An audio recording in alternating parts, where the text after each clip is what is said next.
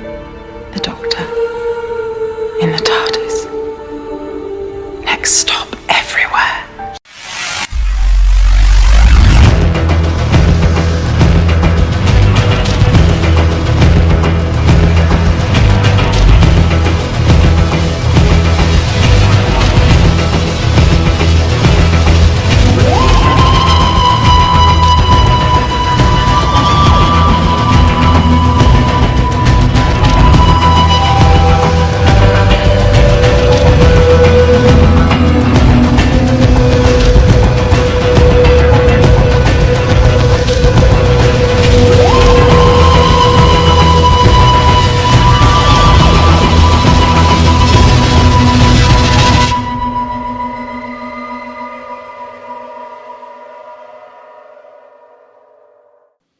Again, everyone, welcome back to Next Stop Everywhere, the Doctor Who podcast. Merry Christmas, happy holidays, and happy timey-wimey Happy day. Festivus for the rest of us. Festivus for the rest of us, all that jazz. Whatever you celebrate, Kwanzaa, Festivus, or just whatever holiday you celebrate. We just want to wish you a very happy holidays. And we're here, episode 164, to talk A Christmas Carol. That's right.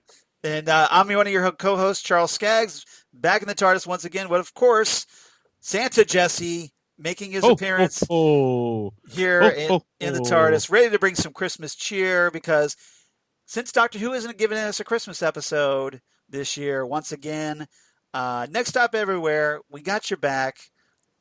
And so we're doing this is our little Christmas special here at episode 164. And definitely looking forward to talking about this one with you and getting your thoughts. So, Jesse, how you doing? I am doing great. Yes, it was yesterday as I was watching this podcast, Chris came by, my son, and he's like, he says, I'm excited about this year's Christmas special. And I go, nope, we're getting a New Year special, not a Christmas special. Oh, man. So, that's 2 years in a row. Yeah. I do not know why. It's not really New Year's special. It's just the first episode of the new season. So, yeah. I don't know why this showrunner hates Christmas.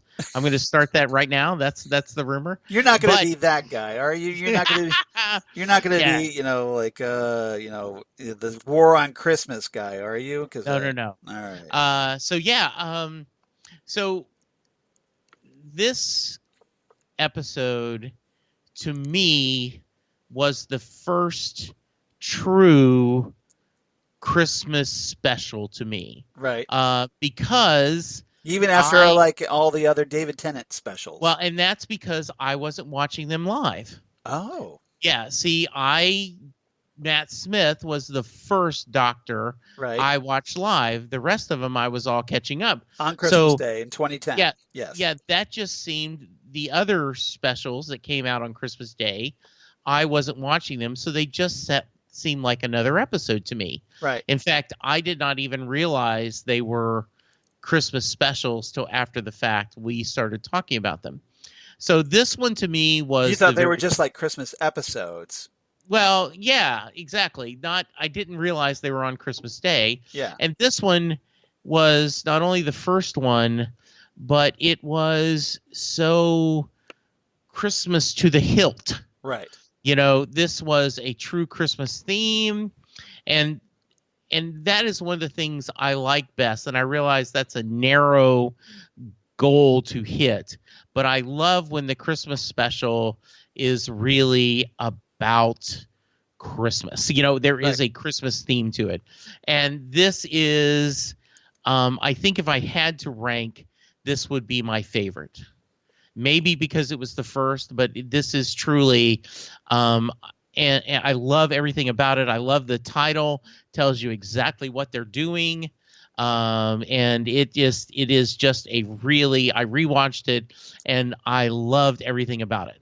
That's, I'm right there with you. This is my favorite Christmas special they've aired so far. Out of all of them, through the Tennant, and obviously Matt Smith and Peter Capaldi eras, this one was my favorite. I actually wanted to talk about this last year We were originally had this originally planned for episode 129 of Next Stop Everywhere, but then we got a little sidetracked because Resolution came out. We weren't able to record it because of scheduling. Right. So our next episode had to be Resolution because, hey, we have to talk about the new episode, right? Right. So we didn't. So we essentially backburned it. So I definitely wanted to get this in this year because, like I said, it's also my favorite. Yes. And I really love how everything comes together in this. It's obviously based off of Charles Dickens' A Christmas Carol, that literary classic. And, obviously the Doctor knows Charles Dickens, as we know from The Unquiet Dead, right? Yes. So I don't think he'd have a problem stealing that because, hey, they're bros. And this one written by Stephen Moffat, who, this was his first attempt, at a Christmas special. And I think that he must have been saving this one up in his head for when he became showrunner because, after the Russell T Davies, the various ones, like Christmas Invasion, Runaway Bride, Voyage of the Damned, and, The End of Time, which had very little really to do with Christmas. And it was barely a bit downer because, hey, that was David Tennant's final story. Oh, and forgot, of course, what's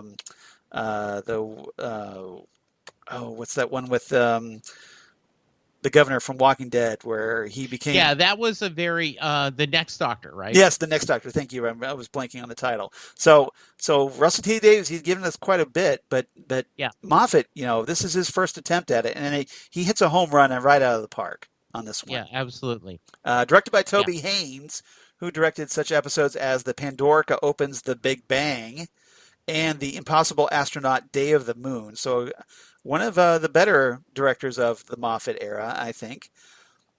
This is, of course, the 2010 Christmas special, airing, of course, on December 25th, 2010, starring, of course, Matt Smith, Karen Gillan, and Arthur Darvill. And guest cast this time, we get a very notable actor in this one, Michael Gambon, who obviously a lot of people may know as Dumbledore in the Harry Potter series. That's probably where primarily he's known. Playing Kazran Sardick and his father, Elliot Sardick, in this story. Yes. He plays the old Kazran Sardick.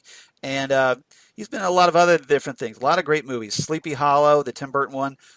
Gosford Park, which is a classic. Sky Captain the World of Tomorrow he's in briefly. And a lot of other things. Obviously, he's a very notable actor. Very famous British actor. And he does an amazing job here as the Scrooge-esque Kazran Sardick. And then we get Katherine Jenkins as Abigail Pettigrew, who is not primarily known for acting. Obviously, she's known more for her singing, which she obviously does herself in this episode, and quite well, in fact. Lawrence Belcher played young Kazran, the child version of Kazran. He's notable because he played Professor Charles Xavier at the age of 12 in X-Men First Class. Oh, I did not know that. So, that's interesting. So next time you watch X-Men First Class, you go, oh, hey, that's young Kazran Sardick. And then Danny Horn played the adult Kazran, the kind that gets all kissy-kissy with Middle Abigail. Kazran is what, yes. Yeah, the late teen Kazrak, I guess. Yes. Which I kind of find it interesting that because Katherine Jenkins was like 30 when she did this. So, she's kind of robbing the cradle a little bit. Hey, nothing wrong with that. Nothing wrong. Big Finish fans may know Danny Horn also from the Big Finish Audio's The Churchill Years, the episodes Living History, and also the Big Finish 11th Doctor Chronicles episode, The Top of the Tree. So, okay, good. So if you're kind of curious about where Danny Horn's done some other work, you can check those out.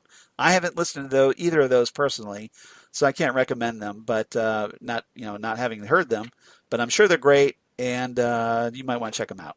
So, general thoughts before we get into our topics this time. As I've kind of said, this is truly one of my favorites. I kind of grade Christmas Doctor Who Christmas episodes by this. It has everything you want: snow, redemption, and a touch of sadness. Flying sharks. It's got flying sharks. It's got flying sharks. Yeah, and there is happiness and there's sadness, and it's just a beautiful story. I love it, and this is truly Matt Smith being his Matt Smithish. Pretty much. This is as 11th Doctor as it gets, in my opinion. I totally agree. Matt's performance is a home run for me. Yes, absolutely. And such clever dialogue that's very quick that if you don't pay attention, you're going to miss it. And it's just wonderful. And the redemption part of Kazran and how it pays off. You don't get a lot of Amy and Rory, but what you get are really, really well done. Right. That is nice. They're on their honeymoon, and we get we'll talk about them. Don't worry. So it's great. Yeah. So I just loved it. And you agree, right? This is just something you adore. Yeah. I mean, this is, spoilers. We're probably going to give this a very good review at the end. Yes, absolutely. I think it's safe to say if it's my favorite and your favorite. Yes, absolutely. But yeah, this is a tour de force from Matt Smith. He's so good in this. And having a ball, and it's always fun, especially with Matt's Doctor, to see that kind of childish wonder. Yes. That Matt, brought to the role when he was the Doctor, and some others, like Jodie Whittaker has captured a little bit of that. David Tennant every so often brought a lot of that. Peter Davison back in the day. So it really comes through, and it also it's interesting. I find the story very interesting because it's the Doctor kind of going against his own rules a little bit here of breaking, like the web of time, because he intentionally alters Kazran Sardick's past to deliberately turn him into a different person. Time cannot be rewritten unless I want it to be written. Pretty much. Yes. Yeah. So now obviously the Doctor had noble intentions because, hey, he's trying to save some lives. Absolutely. But who knows what else he altered in the process. Yes.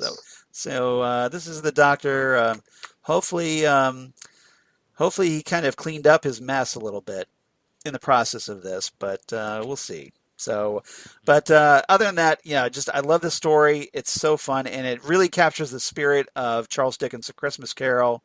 Absolutely. And on paper, it's not something that really should work, because the idea of like, oh, you're doing A Christmas Carol, okay, fine, you're doing a space version, but you've got like flying sharks, and you've got women being kept in these kind of hibernation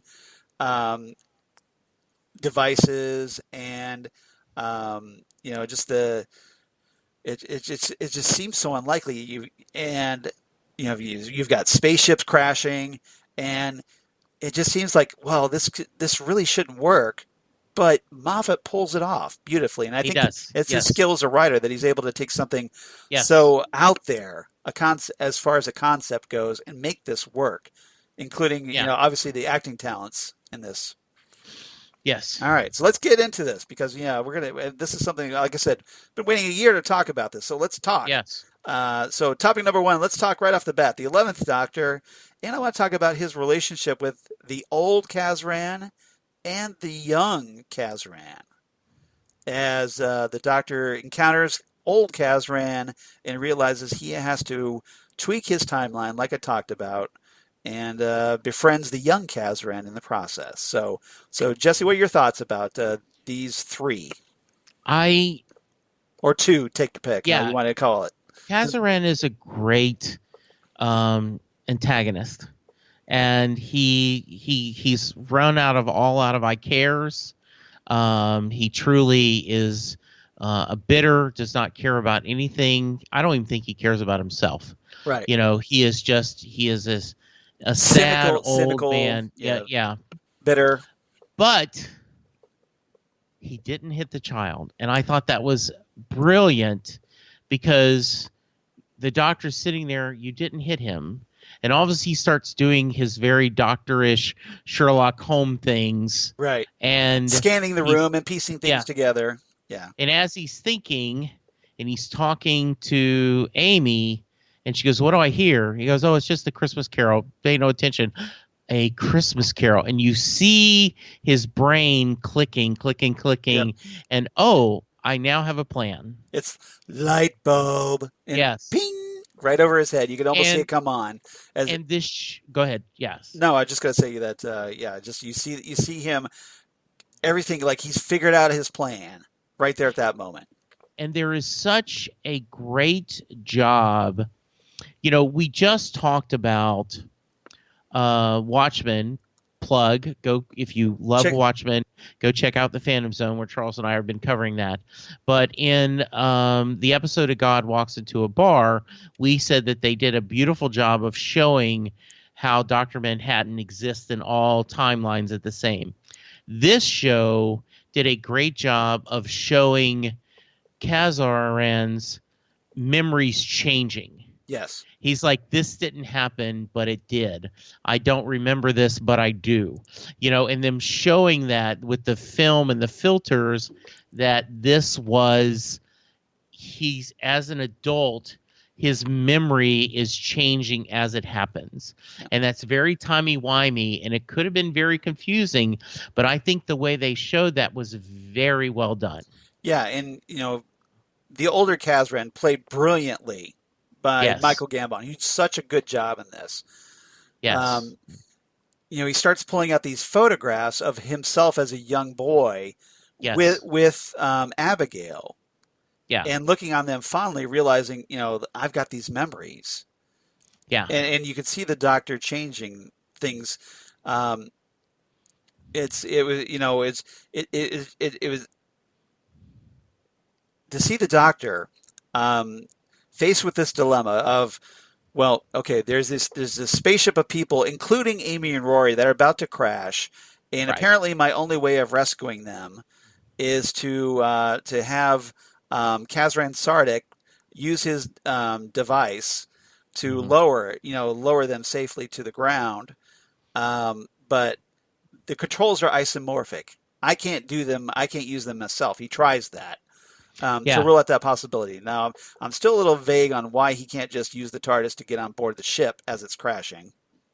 But, okay. I assume that I have the same question because the TARDIS is bigger than the inside. Yes. It seems like he could very calmly get all 4,000 people in there, but he could, I assume that he doesn't think logistically there is enough time to get everyone in the TARDIS. So he's not going to just save Rory and Amy. Yeah. Right, exactly. So, or save as many as he can. He wants to save everybody. So his solution is, the time thing is that he may not have enough time to get everybody inside his TARDIS, but he has time to hopefully convince Sardick to lower the ship safely. The problem is, like I said, the controls. So he has to convince him. He can't just do it himself. And like you said, he scans the room, he makes these observations and figures out, I need to go back in time and alter this timeline. Which again, as I mentioned, goes against everything the doctor talks about. Like, you should never mess with time. But he does obviously do it with the best of intentions. And the scenes with the doctor and the young Kazran are amazing. They are just so wonderful. There is so many great lines. There is so much back and forth. The whole idea of he wants to see a fish, and they end up catching the shark, and the shark's trying to eat them, and the shark has half the sonic screwdriver in him, which pays off later. Just everything about that is funny. It's sweet. Seeing the doctor be, manic, a little manic. It was just great. Yeah. Yeah. I mean, obviously with Matt Smith's 11th Doctor, he has that ability to become very childlike at times. And because of that, it's what makes him relatable to young Kazran. They're essentially like, a couple of boys having fun, trying to lure in a shark in their bedroom. Or, essentially what they're doing is trying to fishing in their bedroom because they're trying to lure these fish that go through the sky. because the doctor finds out that young Kazran wasn't able to see these fish. Right. So he zeroes in on that, with his class. And so he's kind of regretted that. That's a very sore sticking point for him. So he uses that as a way to get into young Kazran's confidence by like, well, hey, let's just bring the fish up to your bedroom and let me hook up my sonic screwdriver as a kind of lure. And unfortunately, it ends up luring a flying shark. Yes. And so they have to go through the process of dealing with that. And that takes them to the this kind of crypt, chambers, whatever you want to call it, where this vault, I guess, where Abigail and other people that have serious medical conditions are kept as collateral. Yes. For families that are loaning money from Kazran until they can pay that off, presumably with a lot of interest in the process. Yeah, and that is what the original Scrooge was. He was a moneylender. Exactly. And so that was a very, kind of checking the box off. And we get that originally, in the original timeline, Kazran just, no, you haven't paid off, so therefore you can't have a night with, your sister. Right. We think at first as a daughter, but she's been there so long that it's actually a sister. And then later we determine, because of the circumstances of them having their adventures, every Christmas Eve they do a different adventure, that she had only had 8 days left to live, something like that. Yeah. And they use them all going, and you have they're down to 1 day. Yes. And that ultimately becomes like a little twist on the doctor's plan, is that, a complication is that because Kazran the old Kazran has come to care for Abigail so much, he doesn't want to lose her. Right. So he's afraid to bring her out to save everyone, because that's his ethical dilemma. It's like, well, if I want to save everybody, great, but I don't want to lose Abigail now. Well, and the whole idea that instead of being cynical because he wasn't loved, right, he's now become cynical because he did fall in love and it was denied to him. And he has this selfish, if you only have 1 day, when do you spend it? Yeah. When do you choose to let the person you love, you can see them one more time, but then they're going to die. And so instead you keep saving it. There'll be a better time. And that cynicism is what made him, bitter. And I love the reveal of Christmas past. Then we had Amy as the Christmas present, where she's begging him.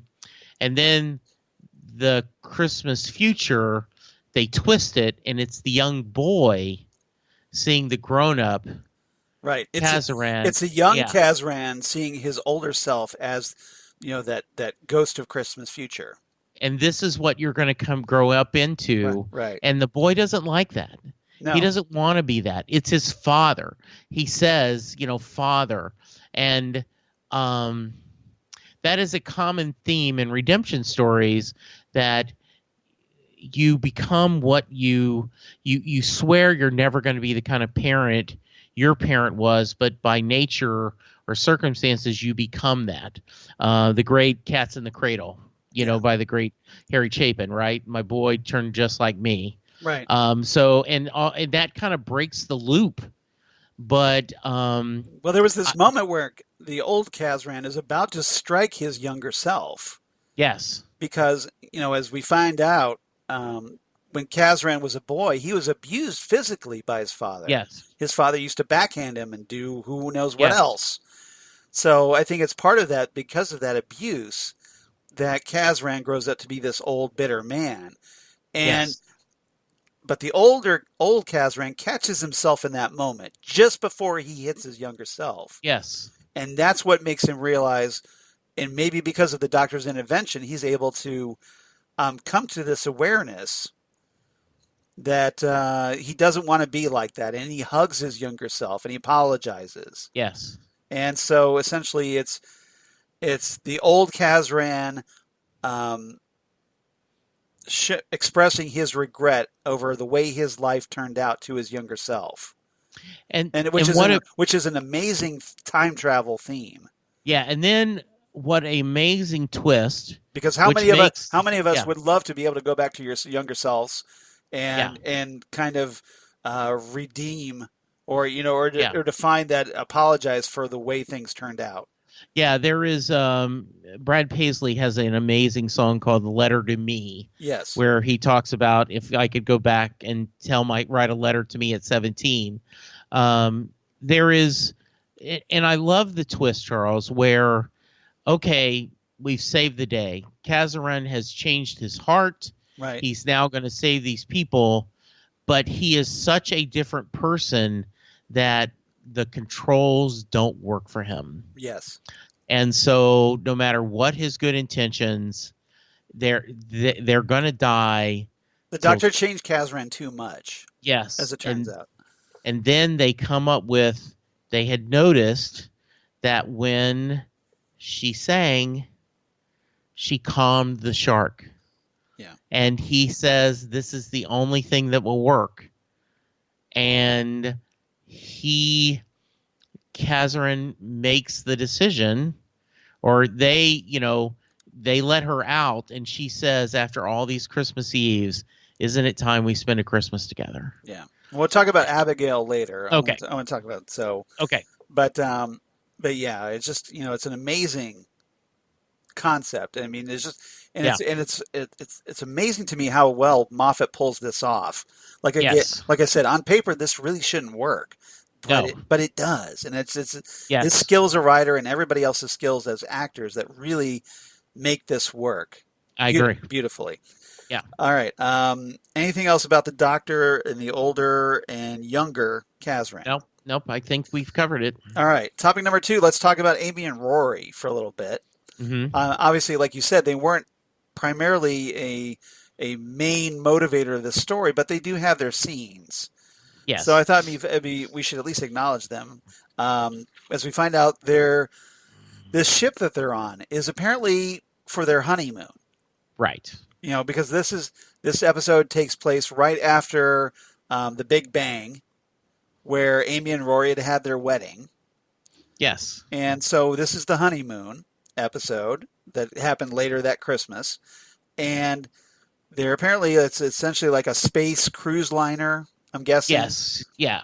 And because it's like a honeymoon cruise and in space. Yeah, exactly. Because they're in the honeymoon suite, and so they're just they're just having lots of fun. Yeah, no, but apparently they're doing a little role playing, having a little role play sex because Amy's all dressed up in her kissogram police uniform that we saw originally. Back in the 11th hour, we hadn't seen that, so that was a nice callback. And then Rory is dressed in his Roman garb from the Pandorica Opens, and the Big Bang, and so nice little nods there. And they're kind of like having little cosplay sex, fun in the process.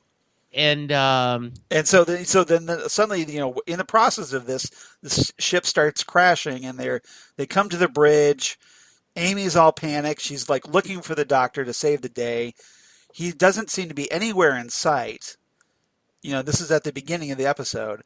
And then she sees those words, "Come along, pond," appear on the screen. And she knows instantly in that moment, everything's going to be all right. And that's the hook for the teaser for the intro of this episode. And I love that. How about you? Too. This is at the time when they weren't as sure about what to do with Rory. Right. So he has more of the kind of funny lines, where comic relief. Yeah.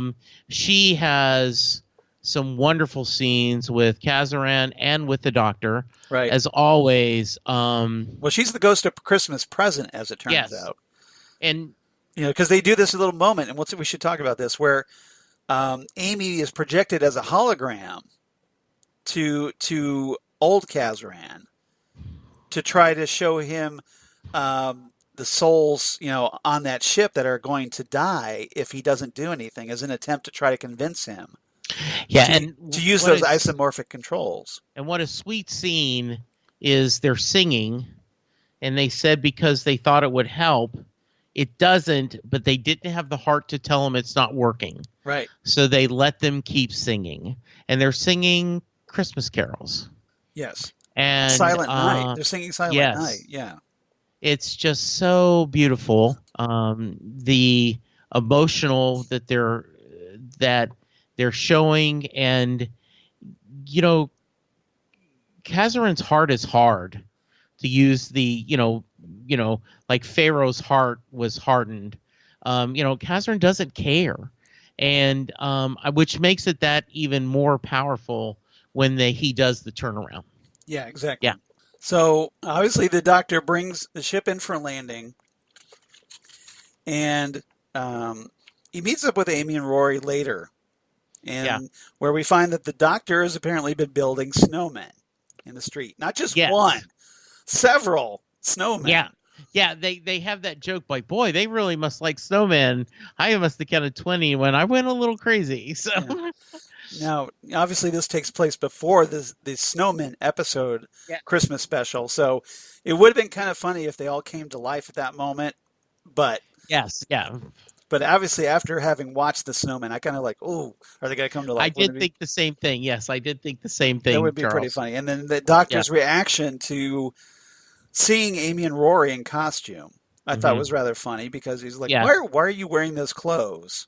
Yes. Oh, and that's all we had. Yeah. And because I lost the luggage, and then the whole, well, you can go to a moon that's actually made of honey. Well, not really honey, and it's not really moon. Yeah. But it has some lovely views. Yeah. Yeah. Doctor has a bad idea of what to do. Yes. Yeah. Now, Amy, of course, asked the Doctor if it's okay to leave things as they are. With Abigail and Kazran only having one day left together. Mm-hmm. But he tells her, like, if nothing ever ends, nothing would ever get started. So, which is a very poignant line, I thought. And then all of a sudden we get the phone call from Marilyn Monroe to kind of break things up. Which and then we'll talk about that here in a second when we talk about our third topic. But and of course we get that nice little. They look up and they see Kazran and Abigail flying up, so that's pretty cool. Anything else about Amy and Rory? I would like to believe that somehow they were able to have a medical breakthrough and save Abigail. I know that's probably not true, but part of me wants the thought that maybe they could. It was just very lovely. The Doctor, why don't you go ahead into the future, and why don't you bring back a cure for Abigael?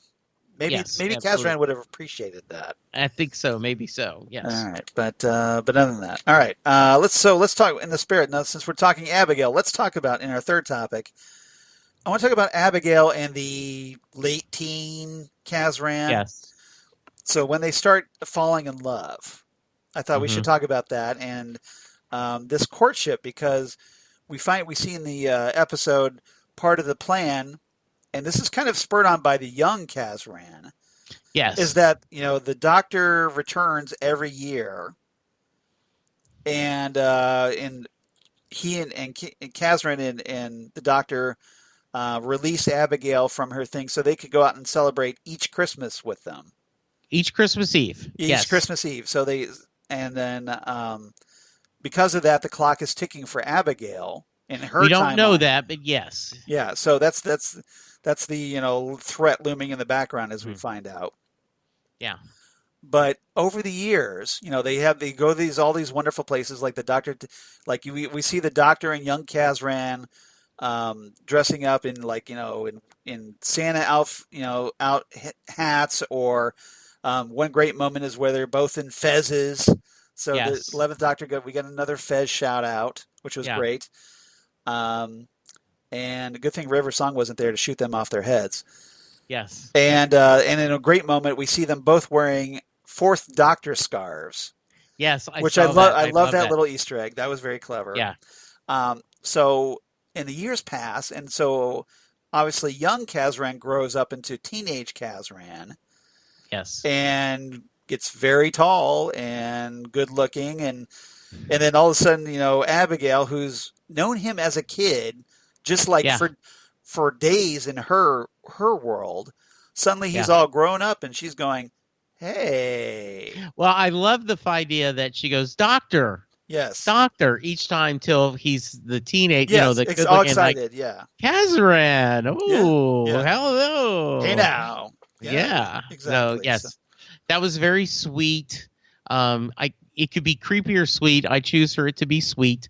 And that was, kind of nice that love story, and you get the wonderful scenes. And I have that as some of my favorite lines about the doctor giving Kazran advice on what he's going to do with this girl. I love that. Now, it's made so hilarious, especially for the fact that Matt's doctor has been established as being really clueless about women. Yes. More so than a lot of the other doctors, I think. Yes. And so the idea when Kazran, teenage Kazran, asked him, well, what should I do? I think she wants to kiss me. Yeah. And he's left going, I don't know. I'm not the guy you ask about. I don't know about women. I'm sure you need to do something, but I have absolutely no idea what it is. Yeah.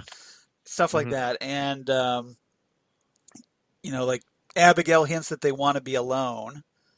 And the doctor's just like, oh, okay, I guess I will the whole go. Bunk beds, right? Like, exactly. Why wouldn't you want bunk beds? It's a bed with a ladder. Yes.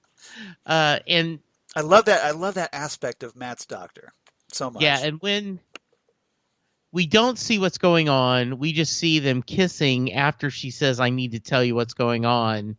And the sadness of that is well played. We find out what's going on. And as I said, I love that scene where she says, after all these Christmas Eves, shouldn't we do a Christmas Day? Right.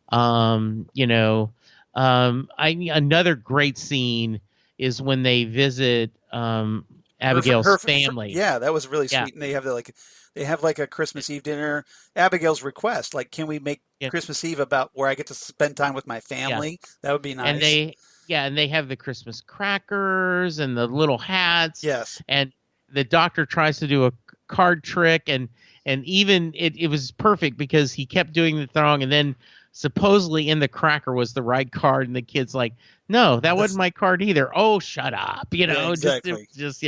That was wonderful. It's very heartwarming, needless to say. And then and this lovely little moment where all this stuff is taking place above the table, and then below you see Kazran and Abigail holding hands. Yes, absolutely. Secretly. So, yeah. Yes. I thought that was very, very adorable.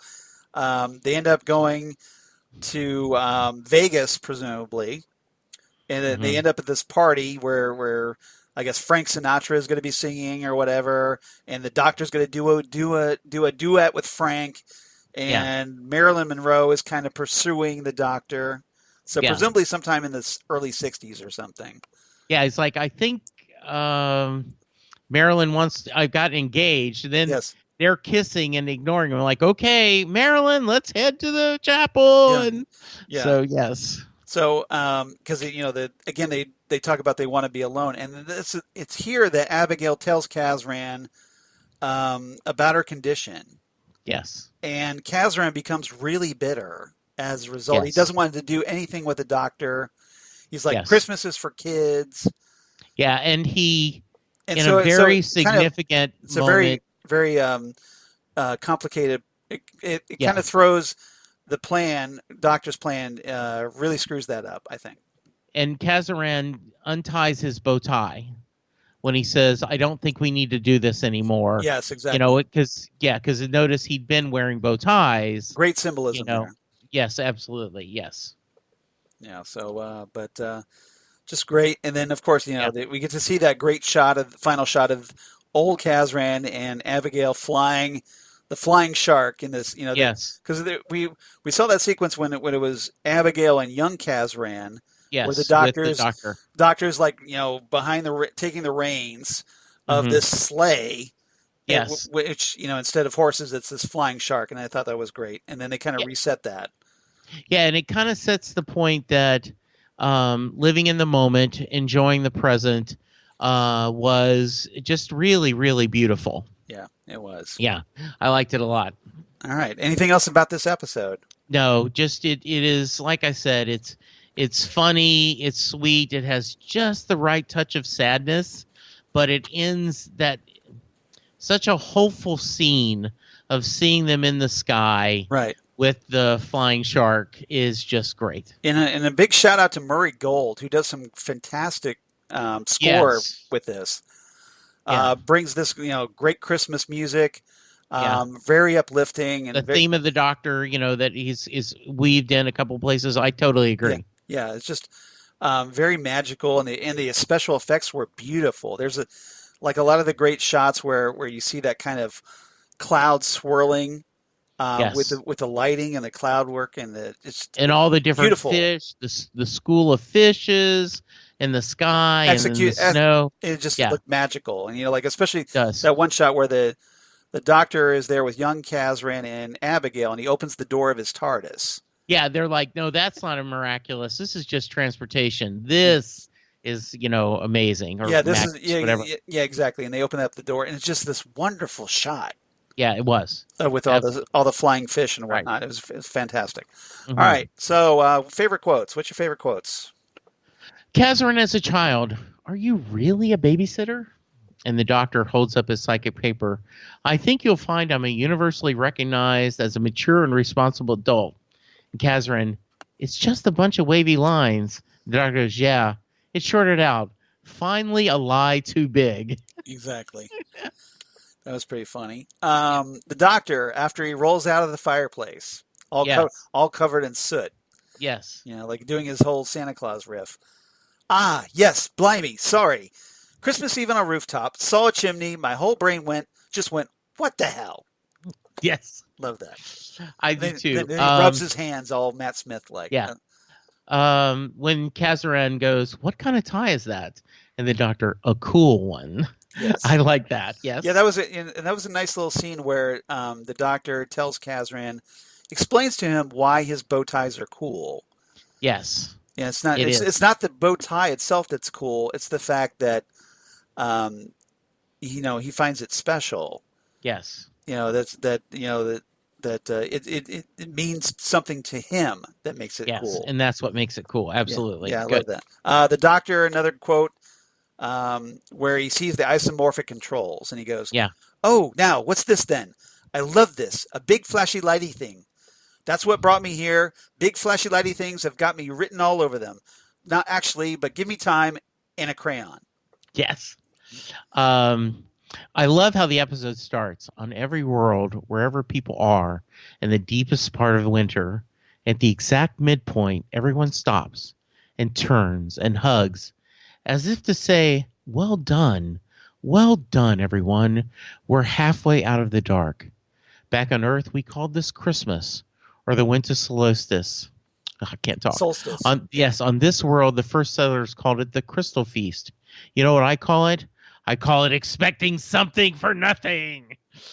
All beautiful, and then he pulls it down. That's what happens when Kazran does the narration, I guess. Yeah.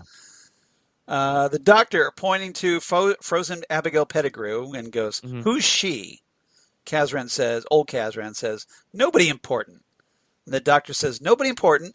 Blimey, that's amazing. You know that in 900 years of time and space, I've never met anybody who wasn't important before. Yeah, one of the classic Doctor Who lines that I had forgotten was part of this. That's pretty good. My last one, and I think this gives so much backstory and so much about the Doctor when Kazran says, I've never kissed anyone before. What do I do? And the Doctor says, well, try and be all nervous and rubbish and a bit shaky. Kazran says, why? And the Doctor, because you're going to be like that anyway, so you might as well make it part of the plan. Then we'll feel on purpose. Off you go then. now I kiss her now, and the doctor, and this says so much about the doctor. Kazran, trust me, it's this or go to your room and design a new kind of screwdriver. Don't make my mistakes. Now go. That's funny. I love that. That was great. And I also like this line from Kazran. This is my last quote. Abigail was ill when she went into the ice, to the point of death. I suppose the rest in the ice helped her, but she's used up her time. All this Christmas Eve's with me, I can release her any time I want, and she would live a single day. So tell me, Ghost of Christmas Present, how do I choose which day? Yes, it's so poignant. Absolutely. All right, I'm going to let you go first, too. What's your rating? My rating. Obviously, I'm going to give this one 10 out of 10 flying sharks. I love this story. Very nice. I do story. too. I do too. I'm going to give it 10 out of 10 honeymoon dress-ups. Nice. There is, it is just a perfect Christmas. And like I said, because this was my first real-time Christmas special, right. It has a special place in my heart. It delivers.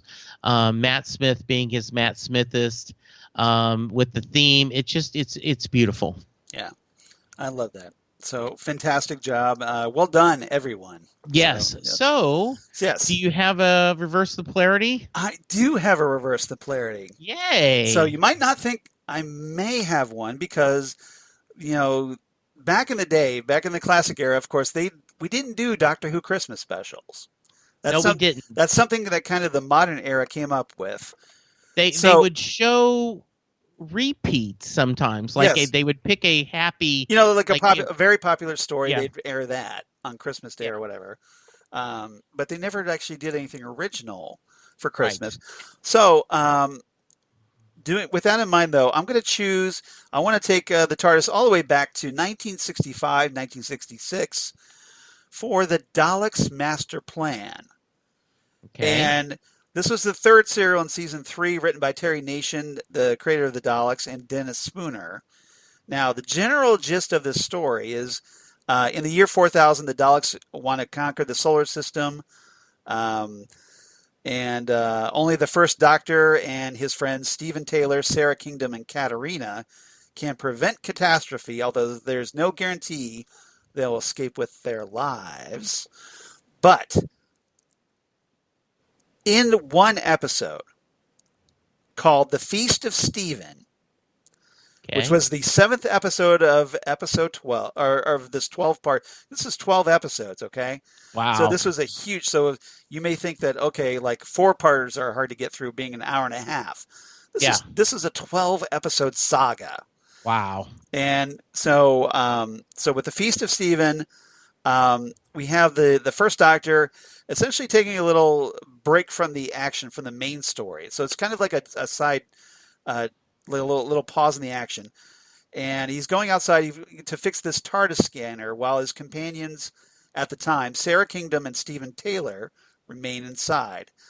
The TARDIS lands in this polluted area of 1960s England outside a police station where the TARDIS is being watched by a bunch of policemen.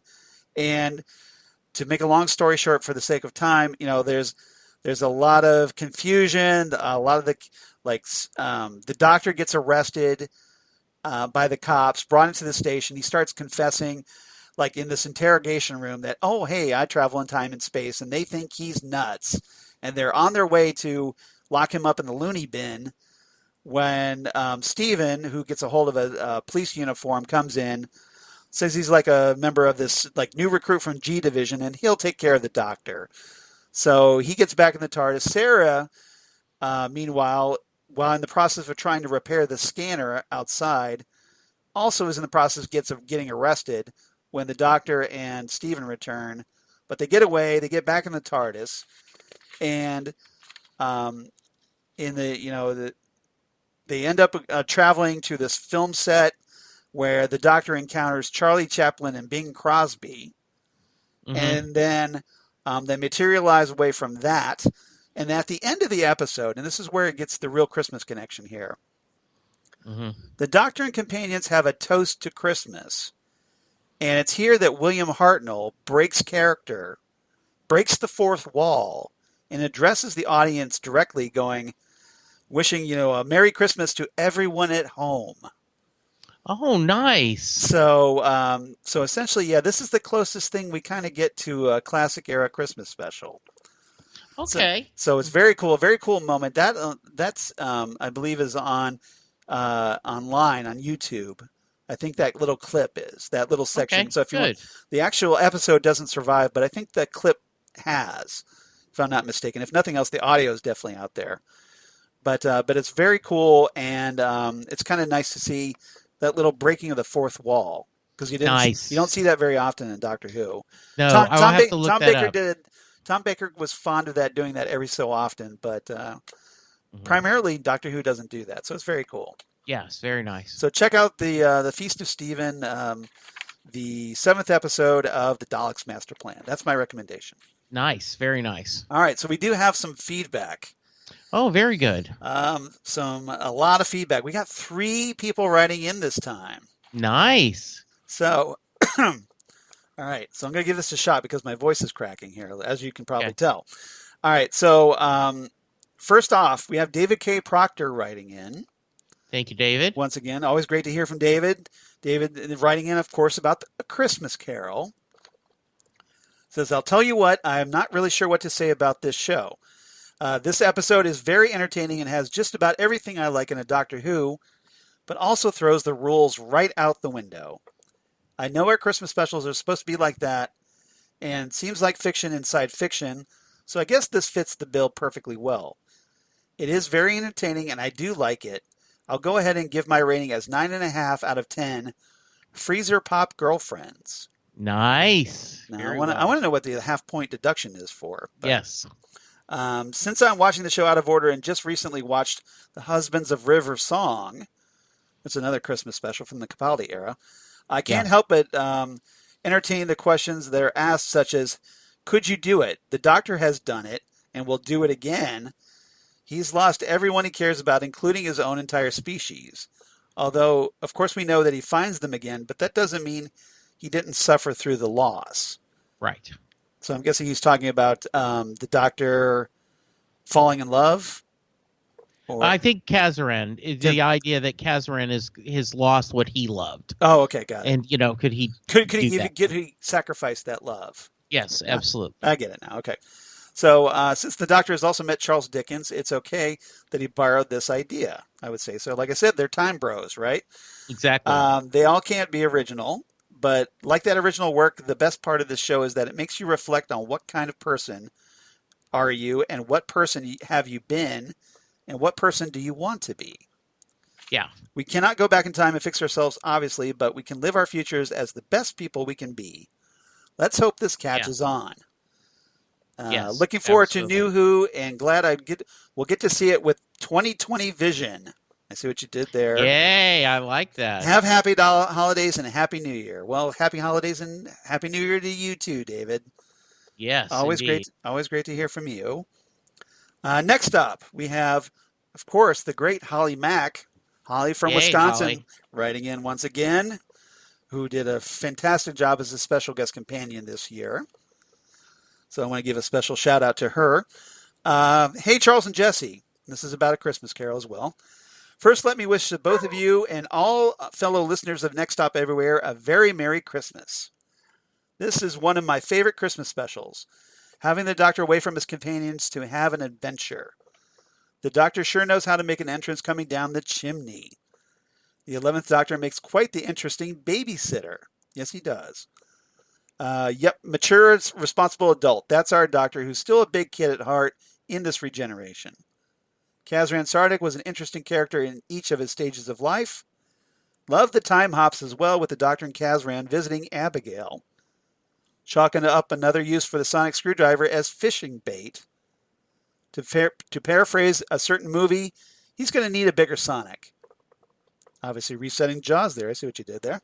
Absolutely. We're going to need a bigger boat. The ending with Amy and Rory joining up with the Doctor and both Kazrans and Abigail was a great touch. I'll wrap it up here. Looking forward to the new year with new Doctor Who, Holly from Wisconsin. So thank you, Holly. Great, always great to hear from you, and hopefully we'll be continuing to hear from you as we talk new Doctor Who in the beginning of the new year. Absolutely. All right. And lastly, let's see if my voice can hold out. So we have Hannah Scarappa, who just talked the long game with me last week. Oh, nice. It's great to hear from her. And she writes in, season's greetings, Charles and Jesse. I figured that I'd chime in with my thoughts on the 2010 Christmas special, A Christmas Carol. Yay. Admittedly, this is only my second time viewing it, as for some reason, this special and Planet of the Dead were never on Netflix back in the day. See, this is why you need the Blu-rays. Just pointing that out there. It's worth the investment. After viewing it, I can't help but feel I was missing out. It's a tradition in my family to read an abridged version of the Dickens classic aloud on Christmas Day. So Doctor Who's take on it is certainly struck a chord with me. So that's cool. Good. Michael Gambon gives a stellar performance as both Kazran and his father, Elliot. And we didn't really talk about Elliot much, but there's not that much to talk about. Kazran's character transformation from the start of the story to the end is conveyed with both clarity and subtlety. Seeing his heartbreak when he releases Abigail for the last time may or may not have brought a few tears to my eyes. I'll let you decide that. It's okay to cry on Doctor Who. Yes, it is. I give special Charles permission. It's okay to cry watching Doctor Who. Absolutely, yes. It's cool. Crying is cool. I also think that this story contains some of Stephen Moffat's best use of time travel. Totally agreed. I agree. Case in point being when the Doctor leaves the adult Kazran and reappears in his childhood home video. My jaw dropped the first time I saw that. That was brilliant, wasn't it? Yes, it was. When he goes way back, way back. There's almost a magical quality to it as new memories manifest for Kazran along with a collection of photographs from his travels with Abigail and the Doctor. I have high doubts that there is any scientific basis for any of the paradoxes created or for Kazran being aware of multiple timelines. But the time travel in the story still makes more sense to me than that which was used in Avengers Endgame. Oh, okay. Yeah, I agree there because the time travel in Avengers Endgame is very dubious. Yes. That was one of my sticking points with that movie is that time travel doesn't quite work like that. At least established time travel. But, it's time travel. Yeah, I guess there is no real established way, but it doesn't really make a lot of sense. Absolutely. All right, she continues lastly.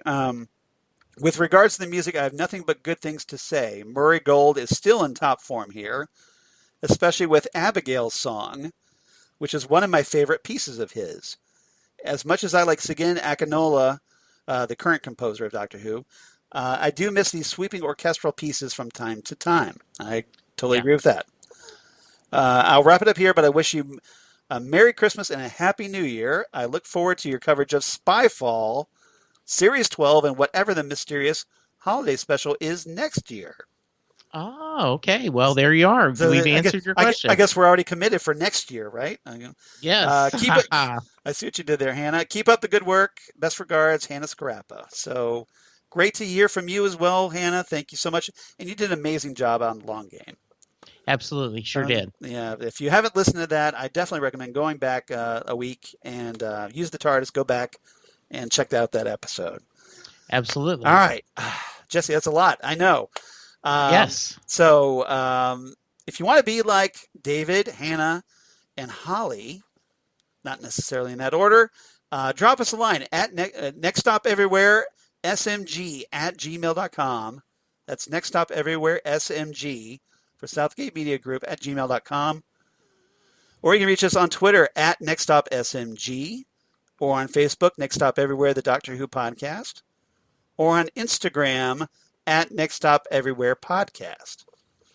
And Jesse, where can they reach you on the interwebs? So you can find me at Jesse Jackson, DFW on Twitter. You can find me on Facebook, Jesse Jackson. You can hear me talk on the Fandom Zone with Charles, where we just recently covered the Watchmen series. We also discussed Crisis on Infinite Earth, the CW series crossovers. We'll be covering that again in January, the next two parts. You can hear me on Set Lusting Bruce, the Bruce Springsteen podcast, where I talk to Bruce Springsteen fans from around the world. Would appreciate you checking that out. Charles, how about you, sir? Yeah, obviously, as for me, you can reach me at Charles Skaggs on Twitter, at Charles Skaggs on at Charles Skaggs on Instagram, Facebook, of course, Charles Skaggs in Hilliard, Ohio. And my blog of geeky things. Come on. Damn good coffee. And hot. Damn good coffee and hot, where I talk about all the stuff we talk about here on Next Stop Everywhere, including Doctor Who, including Torchwood, Sarah Jane Adventures, all kinds of comic book sci-fi news. I'm hoping to have my review of Star Wars The Rise of Skywalker up shortly on my blog. Yay! So, spoilers, I really liked the movie. And Yes, had a lot of fun with it. So please check that out when it gets posted. I will let you know if you follow me. And news of my other podcasts to do for Southgate Media, including the aforementioned Phantom Zone podcast, where we just finished up talking Watchmen today. And going to be talking more Crisis on Infinite Earths. And that's going to be DJ Nick is going to be returning on our Crisis on Infinite Earths. So if you enjoy DJ Nick here, definitely check us out when we're talking Crisis on Infinite Earths. We already got parts 1, 2, and 3 up on Phantom Zone, but because of the cliffhanger, we'll finish up with parts 4 and 5 in January, so look out for that. And then Ghostwood, the Twin Peaks podcast I do with Zan Sprouse, whom you've heard, of course, here on Next Stop Everywhere. She's fantastic. And where we talk about all things Twin Peaks, David Lynch, etc., all kinds of pop culture references. So if you love those, you definitely want to check us out. We have a ball talking that.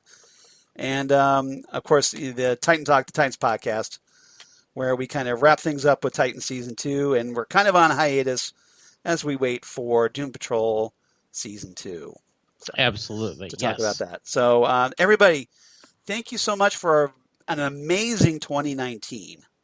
Absolutely. This is our last episode for 2019, but I want to give a special Charles thanks, and I'm sure Jesse thanks as well, to all our special guest companions that have helped fill in while Jesse's been spending time with his wife, Linda. Yes. And, we've met a whole bunch of wonderful people. We've had a lot of great podcasts. Obviously, we're going to take a little break from that as we talk Series 12. Hopefully, everybody understands.